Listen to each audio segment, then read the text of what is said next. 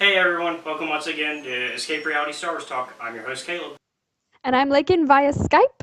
And I'm John. This week's episode will be a little bit shorter to make up for the large length of last week. So I think my rants have been working, as we finally have some news on the Rogue One front.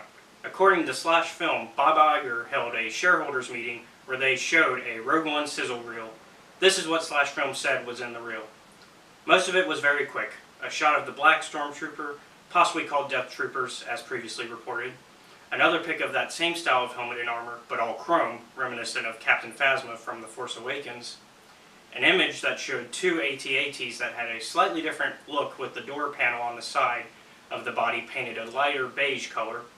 And a couple of cast photos were shown, one of Felicity and Diego Luna, and another of Donnie Yen. The clip featured Felicity's character on what looked like the inside of a ship or shuttle, with her arm up, holding on the hatch ramp open behind her. I wish I could remember what she said as part of the sizzle, but it went by too fast. The new stormtroopers looked great. Alright, so I think this is really good stuff. It sounds pretty cool. Yeah. It's definitely what I was hoping for a while, except not visually. Unfortunately, nothing visual. Nope, not yet. But I think we'll survive. Yeah. Yeah. I mean, at this point, we're probably going to see something next within 2 months from now. Yeah. If not sooner. So about those Death Troopers. Oh, yeah.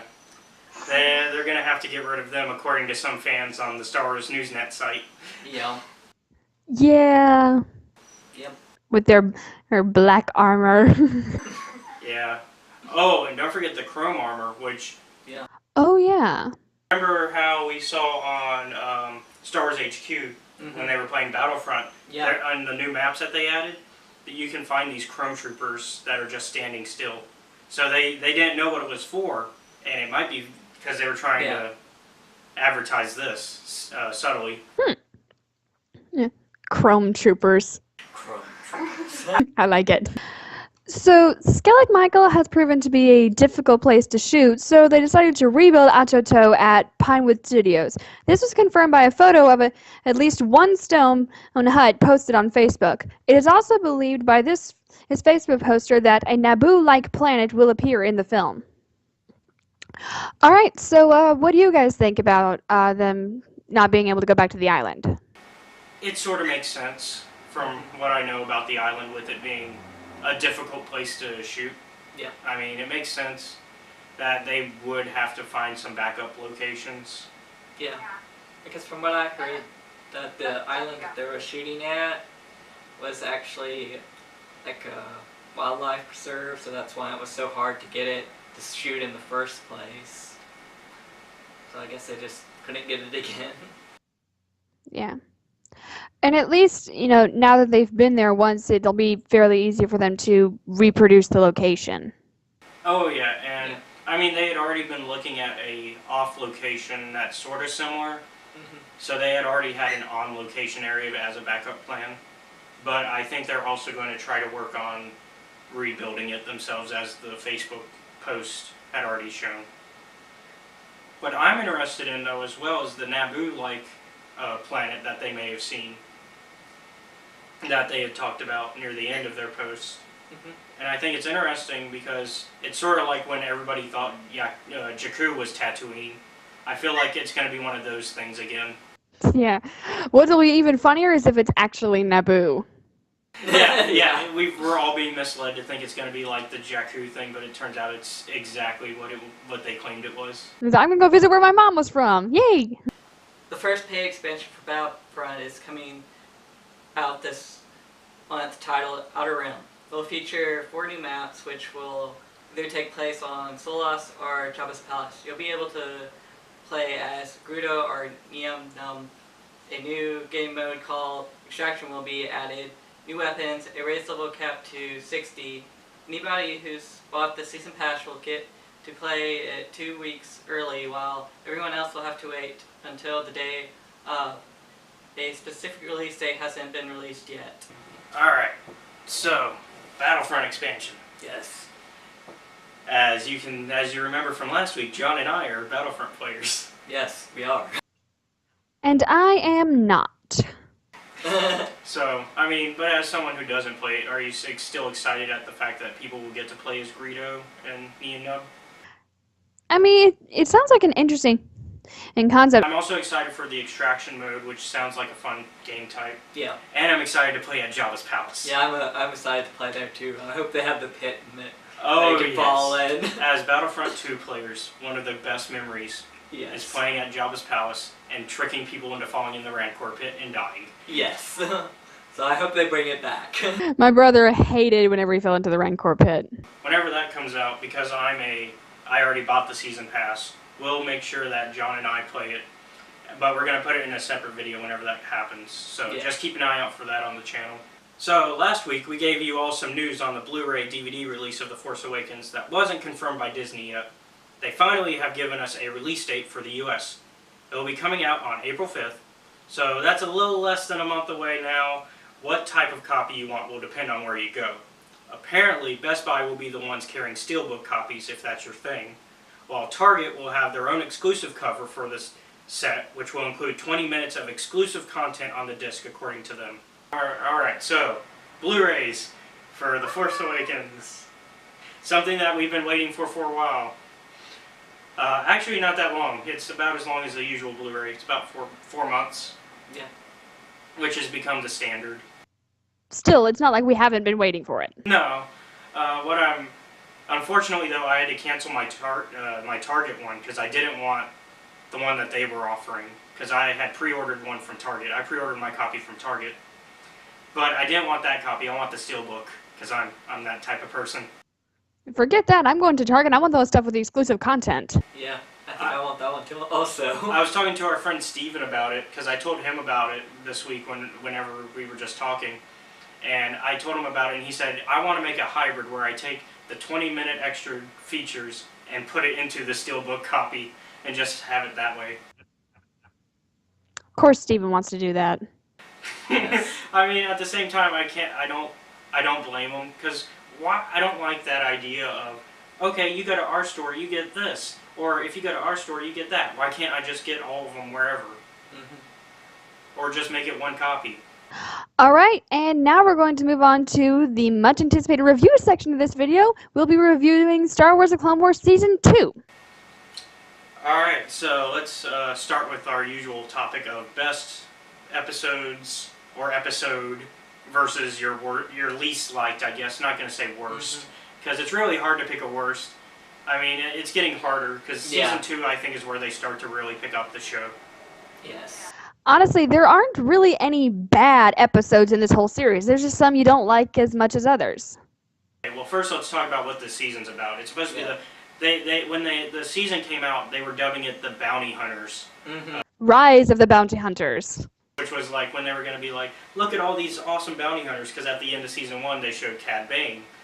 And so that was a big promo thing, because everybody loved Cad Bane. He's my favorite of the bounty hunters. He really is. So, honestly though, I would argue that it's not really that much about the bounty hunters, because the bounty hunters don't really come until near the end of the season. And not even a lot with Cad Bane, I would argue.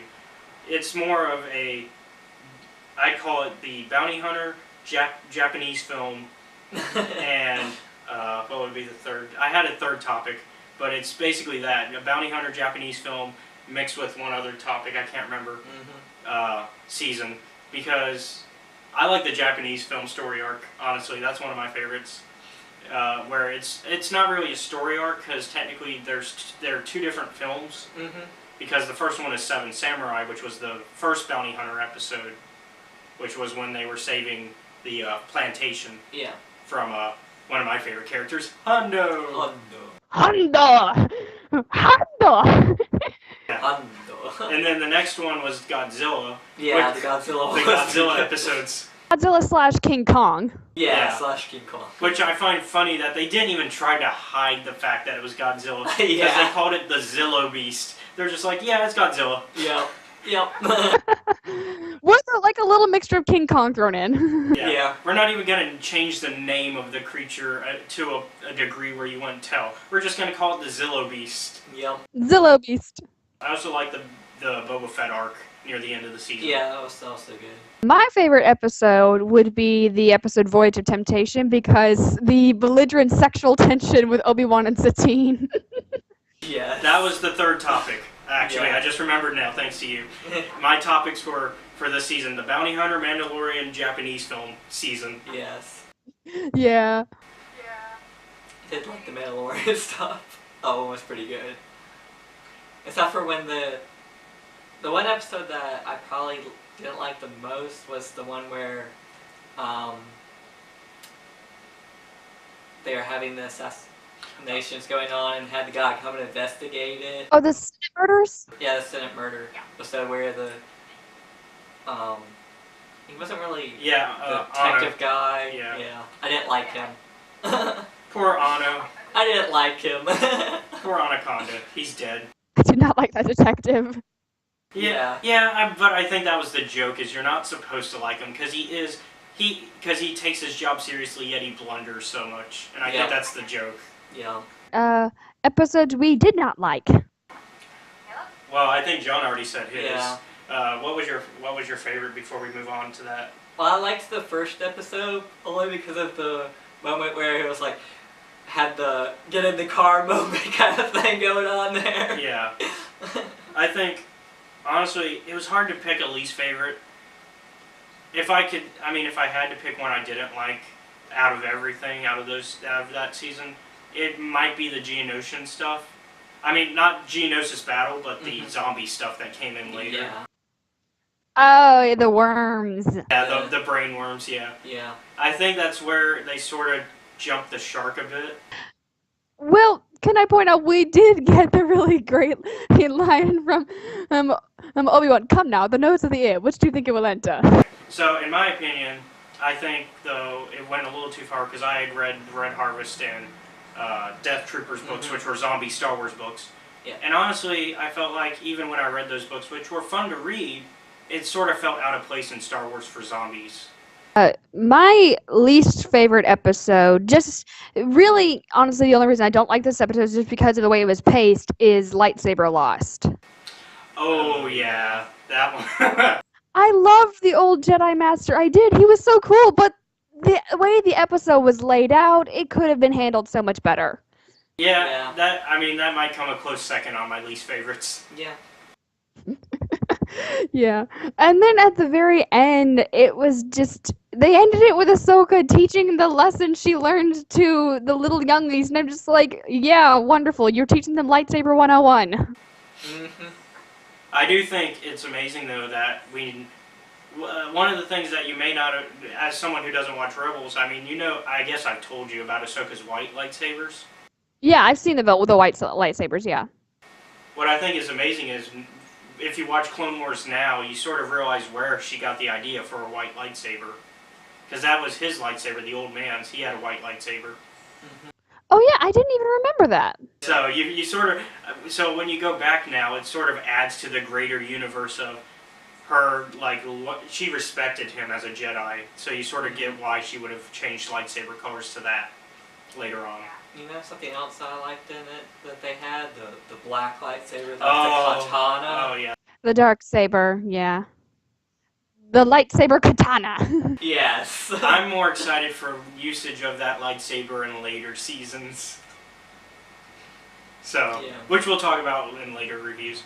Alright, so I think we're running out of time, so we should probably start wrapping up. So, what would you give the rating for this season? 4. A 4? Probably about a 4.5, actually. 4.5 as well, just because that one was pretty good. It was better than the first season for sure. Mm-hmm. It was. The first season was really kind of the guinea pig season. Yeah, it was more of the what do we want, what type of stories do we want to tell. So one last topic I want to talk about that, now that we're done with all the big news and the review. Before we go, this past week, Tony Dyson, one of the original builders of R2-D2, he passed away at 62 this past week. From what I read, he just passed away without any real health issues. I myself give regards to the family.